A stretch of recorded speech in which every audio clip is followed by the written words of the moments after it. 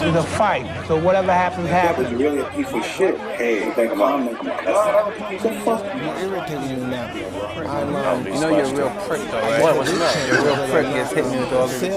Oh, no, but if you don't want to comment on it, don't. I will comment on it. You're a prick. Mike Tyson, one of the greatest heavyweight boxers of all time, might not have been known for his humor and wit.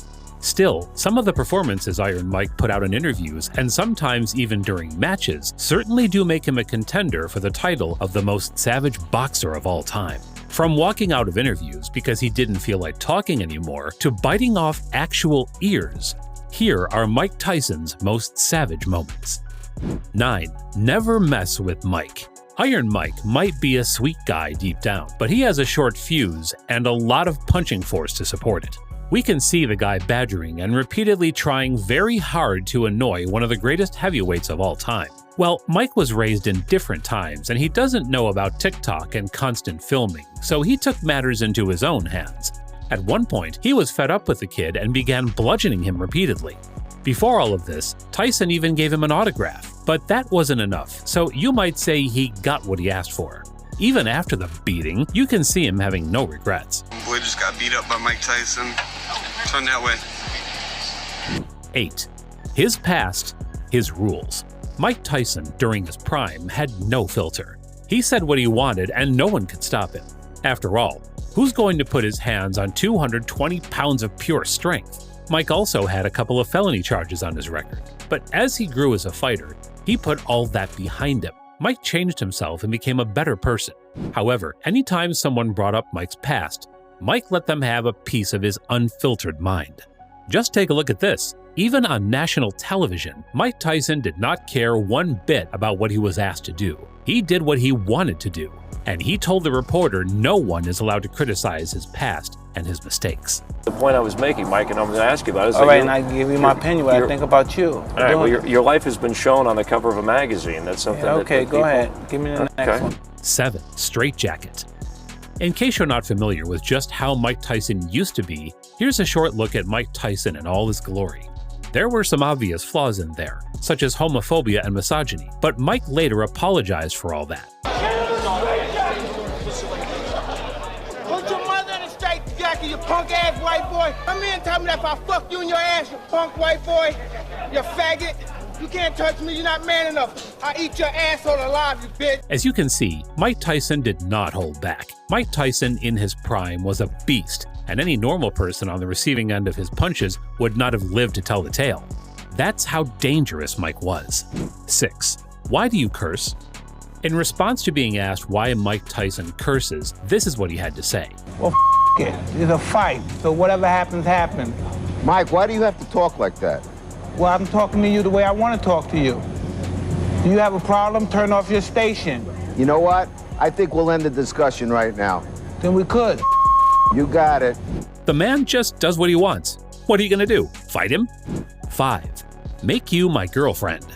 In a show to promote his rematch with Razor Ruddock, Mike Tyson told Razor that he should get up and kneel to him so he'll spare him the night of the match. No one could sell a match like Tyson, who later told his opponent that he didn't understand why he was talking to him that way when he knew Tyson would kill him for it later. Now, if that's not cold as heck, I don't know what is.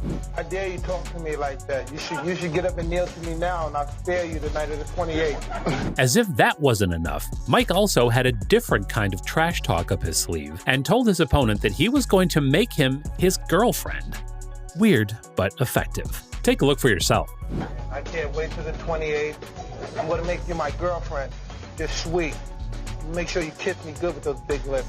A few days later, Mike's confidence was still as high as ever, and he said that if he didn't kill Razor, the win didn't count. 18th, Mike Tyson, Razor Ruddock dies. If he doesn't die, it doesn't count. If he's not dead, it doesn't count. In case you're wondering, Mike did end up beating Razor. He's that good. And Mike Tyson has defeated Razor Ruddock here in the 7th round. 4. Don't irritate him. Interviewers love irritating guests to get a good show. But what would you get if you irritated Mike Tyson? A trip to the hospital. An interviewer started asking Mike about his past, to which Mike replied he did those things 20 years ago and has changed now. When asked for proof that he had changed, all Mike had to say was, You're irritating me now. I guess I did change because I'm not assailing you, but you're irritating me right now because I feel that you're evoking stuff from the past. That stuff is 15, 20 years ago. Now, I don't know about you, but if someone that could end me with one punch said that to me, I would shut right up. Coincidentally, that's just what the interviewer did. No more questions that irritate Iron Mike. 3. The best. Muhammad Ali, Mike Tyson, Joe Frazier.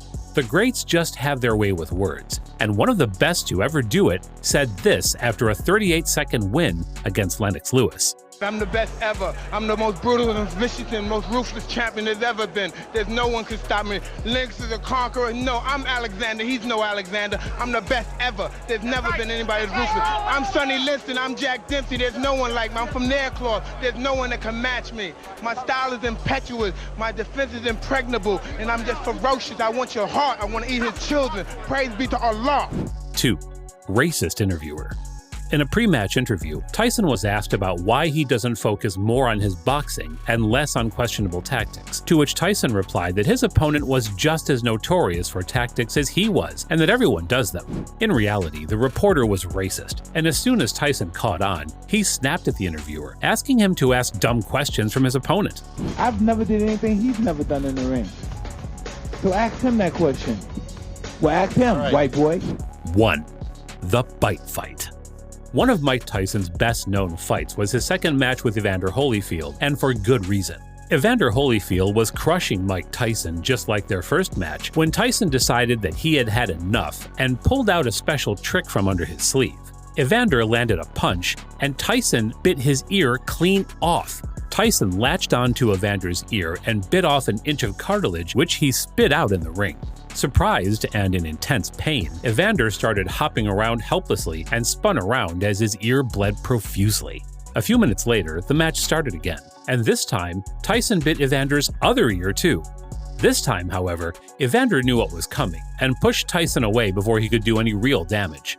Wonder what Tyson had to say about the bite? Well, during the match, he told the referee that it was probably a punch that did the damage, to which the referee replied, "Bullshit." In a later interview, Mike Tyson said that he was exacting his revenge on Evander, and said that it was his version of an eye for an eye, since Evander had busted his eyelid. I got an eye, I got one eye. I got one eye, he's not impaired, he got ears. I got one eye, big dick. If he take one, I got another one. I'm ready to fight. He didn't want to fight, I'm ready to fight him right now. Was it fair? Who knows? Was it funny? Heck yeah. When asked about why he did it, this is what Mike Tyson later had to say. Regardless of what I did, he butted me for 2 fights. But you got to address it, Mike. I did address it. I addressed it in the ring. Why did you do that, though, Mike? I mean, was that the proper response? Look at me. Look at me. Look at me. Look at me. I got to go home and my kids are going to be scared of me. Look at me, man. And well, on that note, we must end today's video. I hope you enjoyed watching it. And if you did, be sure to leave a like and subscribe for more. With that, take care, and I'll see you guys next time.